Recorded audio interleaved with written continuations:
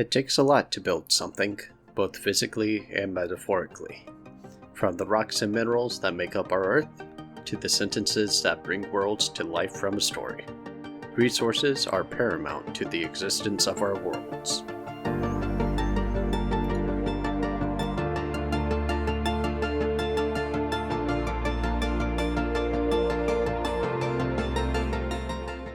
Hello and welcome everyone. If we haven't met before, I am the Warlock Leverum, and my goal here is to help guide us through the world of Lorcana.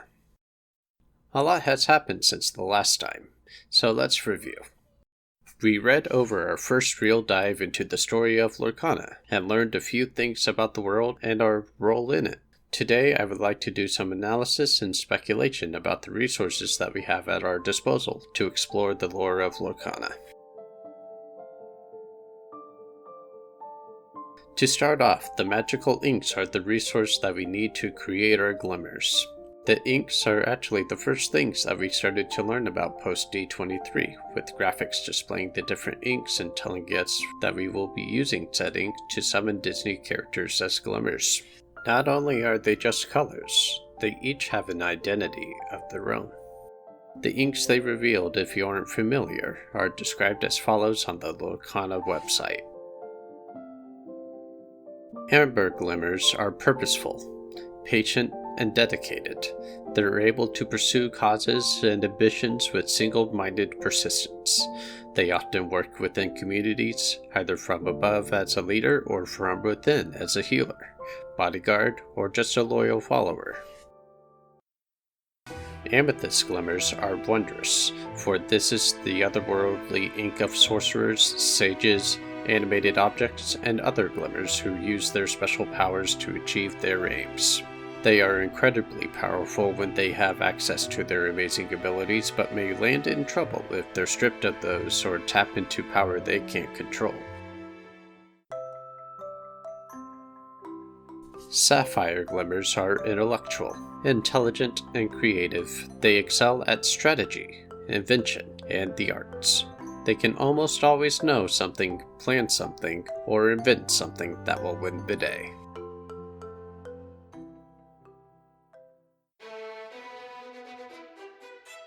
Emerald glimmers are flexible, gifted with the ability to adapt to changing circumstances. They are never caught off guard.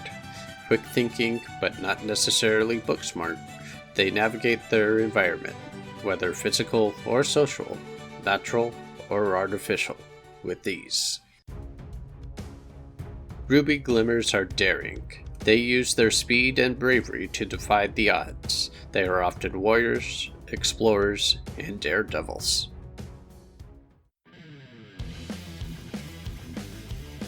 Steel glimmers are strong, large and imposing. Armored or just plain powerful, steel glimmers can apply huge amounts of brute force to get the job done. We are also told in an article from The Gamer by narrative lead Samantha McFerrin about the Inklands, which I believe are areas of Lorcana that are influenced by the power of the inks, which we can see in the art. As you can see in Hades, Lord of the Underworld, you have the patterns of the amber ink flowing behind him. In Skarsgård it's a bit more subtle, but on the floor he's standing on you can make out the circular patterns that are prevalent in the sapphire ink graphic. On the gameplay front, we know that we are allowed to create our decks with only 2 of these inks.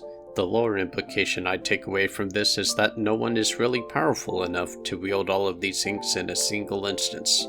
Maybe the original Illumineer or whoever created Lorcana could, but none of us are on that level. I also believe these inks hold more power than we currently know.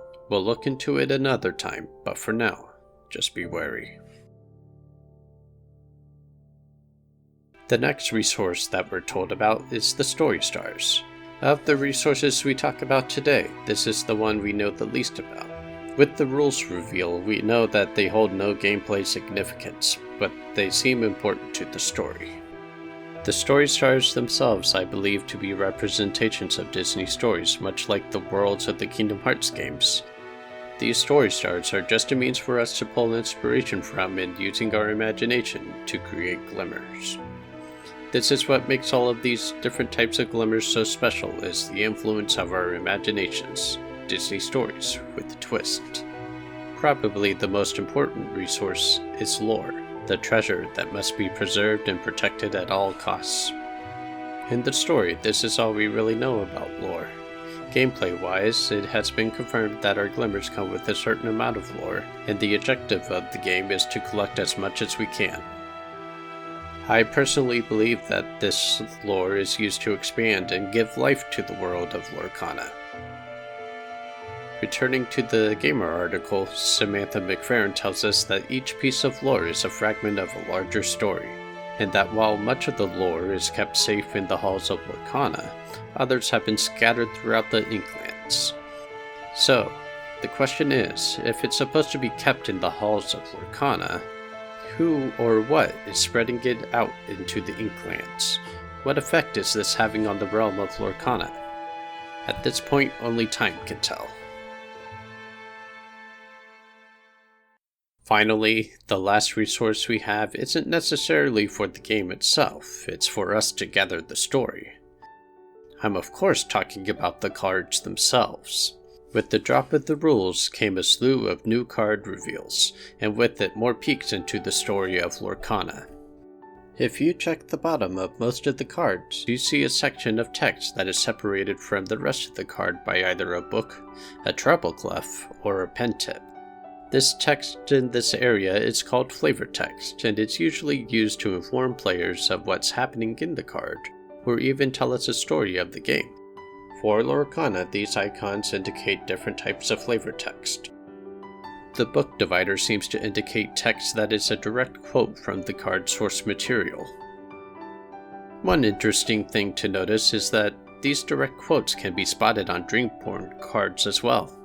I wonder if we only have the ability to twist the original story so far. This is something I want to keep an eye on. The treble clef is accompanied by some of the lyrics from the song that they are referencing. The most interesting of the flavor texts are the ones that are indicated by pen tip. These are original writings from the card designers of Lorcana. Now these flavor texts range from just describing the card, making puns or other jokes, but there are some that help develop the story of Lorcana. Our first example of this was with Elsa in the D23 set. Her flavor text is as follows. Recreated by magical ink, Elsa found herself in an unfamiliar new world. Fortunately, ice works the same way everywhere. So we know these glimmers are aware that they are in another realm. In fact, some may have been here before we arrived. Let's look at the Amber Mickey Mouse flavor text. As long as he's around, newcomers to the Great Illuminary will always get a warm welcome. So how long has he been here? Did the original Illuminator create him to help guide us? Is he part of the inspiration of us creating the Wayward Sorcerer Mickey? Hopefully we'll find out more soon. There also appears to be some side stories going on within the flavor text and arts of these cards. One example is the Mickey Mouse Detective. Wherever the seaweed had to come from, Mickey was sure of one thing: something fishy is going on. It'll be fun to see if they develop this little mystery throughout the set or future sets, whether through more flavor text or having Detective Mickey pop up in some other card arts as he tries to solve this mystery. Another one that we have a hint at is with the Dreamborn Peter Pan cards with Hook and Tinkerbell. In Hook's card we read, "He loves to make light of a foe's predicament." And as we see on his card, he has indeed made light of Tinkerbell. In Tinkerbell's art, we see her geared up for battle. It'll be interesting to see if she's the one that's been captured, or maybe this Tinkerbell is gearing up to rescue a Storyborn version of Tinkerbell that has been captured by this Dreamborn Hook. There's lots of potential for these side stories, and I'm so excited to see more cards revealed to get these fleshed out.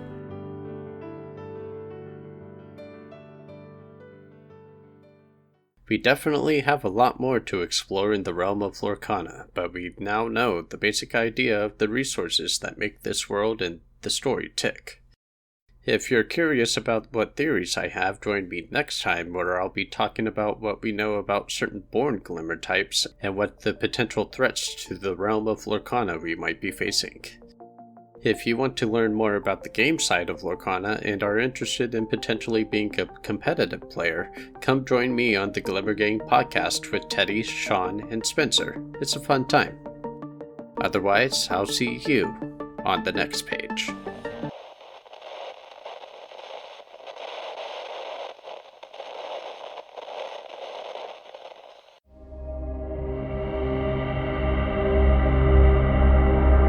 It's coming. To the great illuminary. Hurry!